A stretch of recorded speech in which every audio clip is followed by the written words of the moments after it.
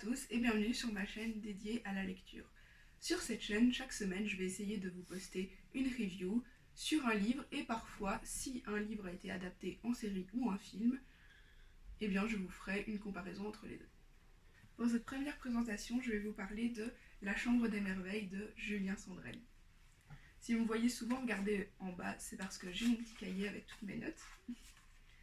Donc commençons par l'auteur. Julien Sandrel est un auteur français de 40 ans et La Chambre des Merveilles est son premier roman. Ce roman a été un énorme succès et a été vendu dans plus de 23 pays et d'ailleurs il y aurait une rumeur comme quoi il serait prochainement adapté à la télé ou au cinéma. Il y a quelques rumeurs sur ce projet mais l'auteur n'a encore rien confirmé donc c'est bien au stade de rumeurs. Et il y aurait peut-être Lisa Azuelos comme réalisatrice et Alexandra Lamy pour jouer le rôle principal de Thelma, dont je vous parlerai après. Si vous voulez en savoir plus sur l'auteur, je vous conseille l'interview qui se trouve sur le blog Au fil des livres, tout simplement parce que je ne veux pas reprendre les informations qu'elle a partagées lors de son interview à mon compte, alors que les informations ne viennent pas de moi. Donc Julien Sandrel a écrit aussi deux autres romans, qui s'intitule La vie qui m'attendait et Les étincelles. La Chambre des Merveilles a également reçu un prix qui est le prix des lecteurs U 2019. Donc La Chambre des Merveilles, c'est l'histoire d'une mère, Thelma. C'est la maman de Louis et un matin, elle se balade avec lui pour aller à un brunch et comme d'habitude, elle est extrêmement prise par son travail, ne fait absolument pas attention à lui et l'envoie même un peu balader quand il essaie de discuter avec elle. Du coup, énervé, Louis va partir plus loin et malheureusement, il va se faire percuter par un camion. Et il sera alors plongé dans le coma. De manière tout à fait horrible, Thelma va apprendre à l'hôpital que si dans 4 semaines, Louis ne va pas mieux, c'est-à-dire que soit il s'est réveillé, soit son état a changé par rapport aux analyses, eh bien, ils vont arrêter les soins et du coup, Louis mourra. Forcément, Thelma, comme à peu près toute personne normale à ce moment-là, est totalement dévastée. Les jours vont passer et elle va trouver dans sa chambre, enfin dans la chambre à Louis, un cahier qu'il a appelé le cahier des merveilles. Et dans ce cahier, elle va se rendre compte qu'il a noté plein d'expériences qu'il aimerait vivre et elle va se lancer dans un projet fou qui est de réaliser en filmant toutes les expériences que son fils voulait vivre pour lui donner envie à lui de revivre en lui faisant écouter les vidéos, etc. à l'hôpital. Et du coup, le roman raconte toute cette histoire de cette mère qui va essayer de se battre pour donner envie à son enfant de sortir du coma. Alors, mon avis sur ce livre, c'est un énorme coup de cœur.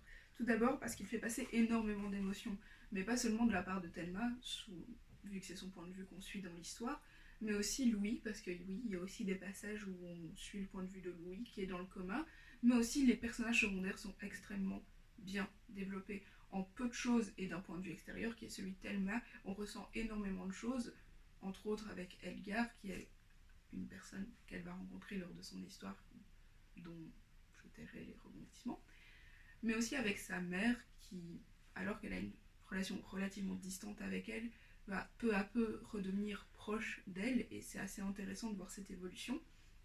Et nous, en tant que lecteurs, on passe par énormément d'émotions.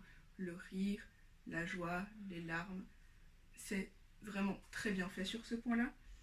Ensuite, je trouve qu'on ressent vraiment, mais ça rejoint un peu le premier point, le naturel et la sincérité des personnages. On est vraiment touché par leurs émotions et c'est très juste. C'est pas trop, parce qu'on pourrait croire qu'avec une histoire dramatique, beaucoup d'auteurs ont tendance à en faire peut-être beaucoup trop, mais Julien Sandrel a vraiment réussi à doser vraiment parfaitement. Quand on lit les émotions, on se met directement à la place des personnages, c'est extrêmement juste. Ensuite, je trouve que le langage est très accessible, fort en langage parlé, et ça renforce la sensation de réalisme. On a aussi des descriptions très immersives. Julien Sandrel, à travers Thelma, décrit extrêmement bien les lieux et les descriptions des choses qu'il se passe.